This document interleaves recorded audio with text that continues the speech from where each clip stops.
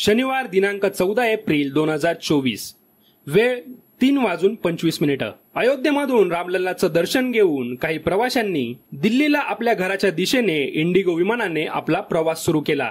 या फ्लाईटचा नंबर होता 6E2702। या विमानात इतर प्रवाशांसोबत दिल्लीच्या गुन्हे शाखेचे पोलीस उपायुक्त सतीश कुमार हे देखील प्रवास करत होते। विमानाने अयोध्येमधून टेक ऑफ घेतलं आणि आपल्या ठराविक वेळेत 4:30 म्हणजेच 1 तासात विमान दिल्ली विमानतळावर घिरट्या घालू लागलं आणि लँडिंग करण्याचा प्रयत्न करू लागलं। मात्र खराब हवामान असल्याने पायलटला विमान लँड करता येत नव्हतं। पायलटनं प्रवाशांना याबाबत अनाउन्समेंट करून माहिती दिली। यासोबतच विमानात 45 मिनिटांचं होल्डिंग फ्युएल असल्याचं देखील सांगितलं। मात्र ही गोष्ट ऐकताच प्रवाशांमध्ये भीती पसरली।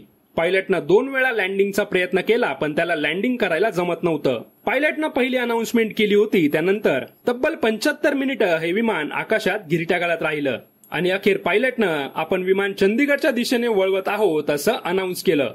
मात्र तोपर्यंत विमानातील प्रवासी भीतीने अक्षरशः गारठले होते।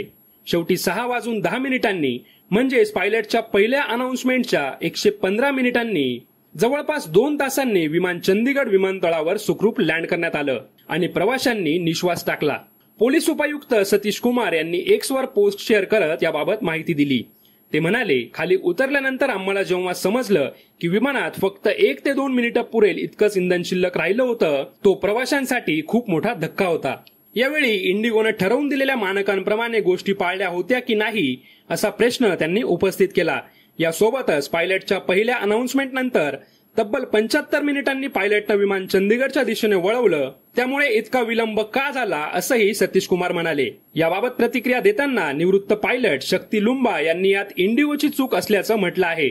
2 वेळा विमान उतरवण्याचा प्रयत्न अपयशी ठरल्यानंतर लागलीच विमान दुसरीकडे वळवायला हवं होतं, मात्र असं झालेलं दिसत नाही असं लुंबा यांनी एक्स पोस्टद्वारे नमूद केलं आहे।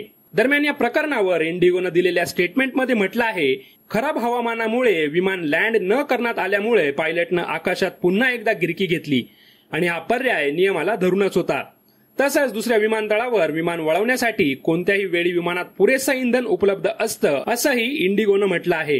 कारण काहीही असो, मात्र हे प्रकरण भयानक होतं आणि विमान सुखरूप विमानतळावर लँड झालं हेच महत्वाचं। तुम्हाला या घटनेबद्दल काय वाटतं ते कमेंट करून नक्की कळवा आणि अशाच माहितीपूर्ण व्हिडिओसाठी YouTube चॅनलला सबस्क्राईब करा।